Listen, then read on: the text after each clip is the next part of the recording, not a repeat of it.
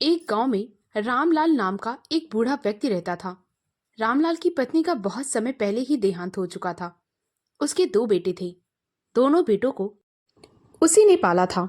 रामलाल ने बड़ी गरीबी में अपने दिन गुजारे थे, परंतु वह हर मुमकिन कोशिश करता कि वह अपने दोनों बेटों को हर प्रकार की खुशी दे पाए। रामलाल के बड़े बेटे का नाम सूरज और छोटे बेटे का नाम राजू था। रामलाल के पास अपनी कोई खेती नहीं थी। वह दूसरों के यहाँ मजदूरी करके अपने बच्चों का पेट पालता था। रामलाल अब बूढ़ा हो चुका था, इसीलिए एक दिन उसने अपने दोनों बेटों को अपने पास बुलाया। मेरे प्यारे बेटे, मैंने तुम लोगों को अपने पास इसलिए बुलाया है क्योंकि अब मैं बूढ़ा हो गया हूँ। बुढ़ापे का शरीर है, कब प्राण निकल जाए कुछ पता नहीं। वह अपने बड़े बेटे से कहने लगा, बेटा सूरज, तुम बड़े हो, इसीलिए तुम मेरे बाद हमेशा अपने छोटे भाई का ख्याल रखना। दोनों मिलजुल कर रहना, लड़ाई झगड़ा मत करना। वैसे तो हमारे पास कुछ भी नहीं है, बस तीन चीजें ही हैं जो मैंने पूरे जीवन में मेहनत मजदूरी करके जमा की हैं। मेरे पास एक भैंस है, एक आम का पेड़ और एक रजाई। मेरी बात तुम दोनों इन तीनों चीजों का मिलजुल कर इस्तेमाल करना। कभी भी मन में कोई मन मुटाव मत रखना। दोनों भाइयों ने सहमति में सिर हिलाया। सूरज कहने लगा, पिताजी, आप चिंता ना करें, हम दोनों हमेशा एक साथ मिलजुल कर रहेंगे।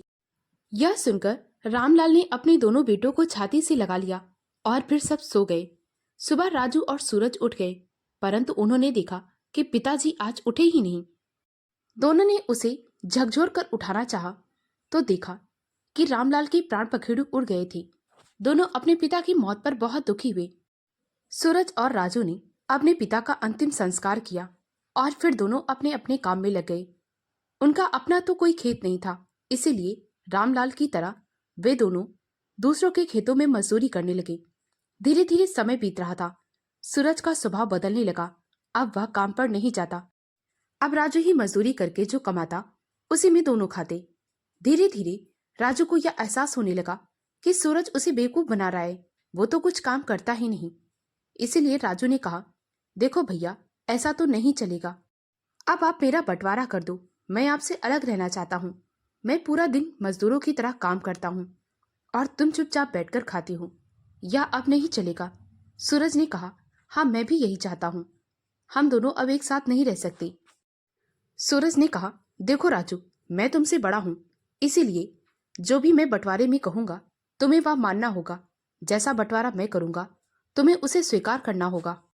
राजू ने हामी में सिर हिला दिया। सूरज ने कहा, तो सुनो राजू, भैंस की आगे का हिस्सा तुम्हारा और पीछे का हिस्सा मेरा। इसी तरह आम के ऊपर का हिस्सा मेरा और नीचे का हिस्सा तुम्हारा। रही बात रजाई की, तो रजाई दिन में तुम उड़ोगे और रात में मैं। बेचारा राजू सीधा साधा भोला भाला था। सूरज ने जैसा बंटवारा किया राजू ने वैसा मान लिया। अब अगले दिन से राजू भैंस को चारा खिलाए, पानी पिलाए और शाम को सूरज आकर उसका दूध धोकर बटलोई भरकर दूध ले जाए। सूरज एक बूंद भी दूध राजू को ना देता था।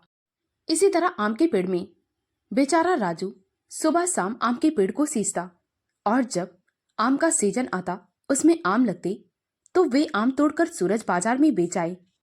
और वह रजाई जो दिन में राजू को ओढ़नी थी, बेचारा राजू जब वह रजाई दिन में उड़े तो उसे गर्मी लगे और रात में जब ठंड बढ़ जाए तो उस समय वह रजाई सूरज ले लेता था।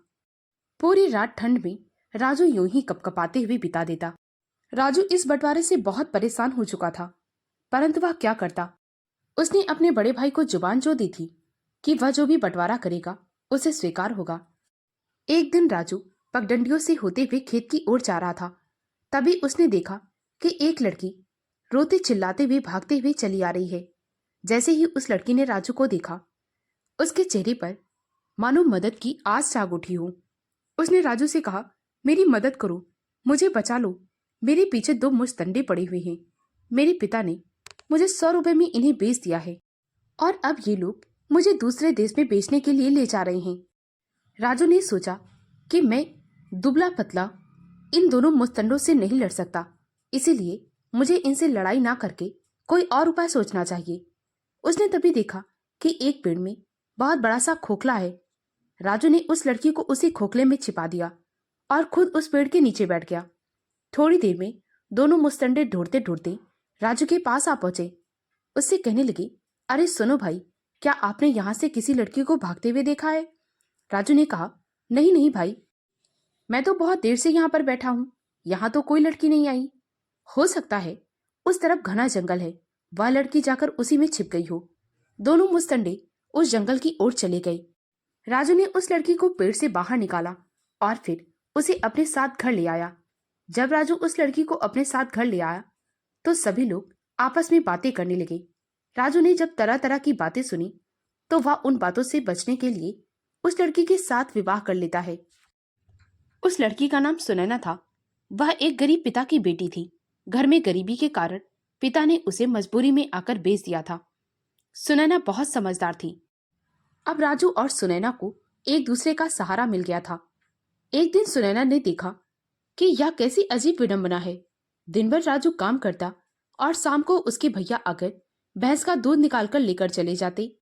दिन में रजाई राजू ओढ़ता और रात में उसका भाई। और आम के पेड़ को दिन रात राजू सींचता और जब आम का सीजन आता तो उसके फल तोड़कर उसका भाई बाजार में बेचता। एक दिन सुनैना ने राजू से यह सब कुछ पूछ लिया। वह कहने लगी, यह सब कुछ क्या है? तुम पूरा दिन मेहनत मजदूरी करते हो और जब शाम को आते हो तो भैंस को चारा देते हो, परंतु एक बूंद भी दूध तुम्हें नहीं मिलता। वह सारा का सारा दूध तुम्हारा भाई ले जाता। उसके बाद तुम पेड़ को सींचते हो और जब आम की बारी आती है तो सारे आम तुम्हारा भाई तोड़ता है। और रजाई, दिन भर तुम काम करते हो और जब रात में ठंड में ओढ़कर सोने की बारी आती है तो वह रजाई तुम्हारा भाई लेकर जाता है। यह कैसा बंटवारा है? मुझे तो कुछ समझ में नहीं आता। राजू ने सुनैना की बात सुनकर उसे सब कुछ बता दिया। वह कहने लगा, मैं क्या करूं? सूरज मेरा बड़ा भाई है और पिताजी ने जाते वक्त यह कहा था कि दोनों भाई मिलजुल कर रहना। इसीलिए मेरे भैया ने जैसा बंटवारा किया मैंने वैसा स्वीकार कर लिया, क्योंकि पिताजी ने यह भी कहा था कि तुम दोनों हमेशा प्यार से रहना, लड़ना झगड़ना मत। यह सब कुछ सुनकर थोड़ी देर सुनैना चुप रही। उसके बाद उसने थोड़ा कुछ सोचा और फिर बोली, मैं तुम्हें लड़ने झगड़ने को नहीं कह रही हूं, परंतु सबक तो सिखाया जा सकता है ना। उसके बाद सुनैना ने राजू के कान में कुछ कहा। सुनैना की बात सुनकर राजू के चेहरे पर चमक आ गई। अगले दिन जब शाम को सूरज बटुए लेकर दूध दूहने को आया और जैसे ही सूरज दूध दूहने को बैठा, राजू ने भैंस को चारा डाला। उसके बाद एक डंडा उठाया और भैंस को सींग के पास 2-3 डंडे दे दनादन मारा। मार खाते ही भैंस इधर उधर उछलने लगी। उसने सूरज को दे लात मारी। लात लगते ही सूरज जमीन पर औंधे मुंह जा गिरा और बटलोई भी उड़ल गई, जिससे कि सारा दूध ना गया। सूरज ने कहा, अरे ए राजू, यह क्या बदतमीजी है? राजू ने कहा, अरे भैया, भैंस के आगे का हिस्सा मेरा है तो मैं अपने हिस्से के साथ जो चाहूं वो करूं। आपको क्या? आप आओ और दूध दूकर यहां से चले जाओ। सूरज समझ गया कि यह राजू तो भोला भाला था, यह दिमाग तो सुनैना का है। वह चुपचाप वहां से चला गया। अगले दिन जब टोकरी लेकर सूरज आम तोड़ने गया, जैसे ही सूरज पेड़ पर चढ़ा, राजू ने नीचे से कुल्हाड़ी लेकर पेड़ को काटना शुरू कर दिया। राजू ने 1-2 कुल्हाड़ी मारी ही थी कि सूरज ने कहा, अरे राजू, यह तू क्या कर रहा है? तू पागल हो गया है? ऐसे कोई फल देने वाले पेड़ को काटता है क्या? राजू ने कहा, अरे भैया, पेड़ के ऊपर का हिस्सा आपका है तो आप आम तोड़िए, नीचे का हिस्सा मेरा है तो मैं इसके साथ चाहे जो करूं, आपको क्या? सूरज पेड़ से नीचे उतर कर आया और वह राजू के सामने हाथ जोड़ने लगा। वह कहने लगा, मैं समझ गया, अब कल बात करेंगे, अब मैं आम नहीं तोड़ूंगा। जब रात में सोने की बारी आई तो जब सूरज रजाई ओढ़ने लगा तो उसने देखा कि वह रजाई तो गीली है। रजाई को गीली देखकर सूरज को बहुत गुस्सा आया। वह तुरंत ही राजू की झोपड़ी में गया। वहां जाकर उसने देखा कि राजू और सुनैना अलाव जलाकर ठंड में कपकपाते हुए लेटे हुए हैं। यह देख सूरज को बहुत अजीब लगा। उसके बाद वह राजू को चिल्लाते हुए बोला, राजू, यह क्या बदतमीजी है? तुमने रजाई में पानी क्यों भरा है? राजू ने कहा, भैया, जब मैं दिन में रजाई ओढ़ता हूँ तो बहुत गर्मी लगती है। रजाई को ठंडा करने के लिए मैंने उसे गीला कर दिया था। अब सूरज समझ गया था कि उसका बंटवारा उसी पर भारी पड़ रहा है। उसने कहा, कल सुबह हम दोनों बात करेंगे। वह चुपचाप वहां से चला गया। अगले सुबह सूरज ने राजू को अपने पास बुलाया और कहने लगा, राजू मेरे भाई, मैंने तेरे साथ बहुत गलत किया है। अब मुझे समझ में आ गया है। अब हम सही तरीके से बंटवारा करेंगे। सूरज ने सुनैना से कहा, सुनैना अब तुम ही हमारा बंटवारा करोगी। सुनैना ने बहुत ही बुद्धिमानी के साथ बंटवारा करना शुरू किया। उसने कहा, भैया, एक दिन आम के पेड़ के फल आप तोड़ेंगे और एक दिन राजू तोड़ेगा। इसी तरह भैंस का दूध एक दिन आप दुहेंगे और उस दिन आप ही चारा करेंगे, और एक दिन राजू चारा करेगा और भैंस का दूध दुहेगा। और रही बात रजाई की, तो एक दिन रजाई आप ओढ़ेंगे, एक दिन राजू ओढ़ेगा। जिस दिन आप रजाई नहीं ओढ़ेंगे तो आपको समझ में आएगा कि किस तरह राजू के साथ आपने अन्याय किया।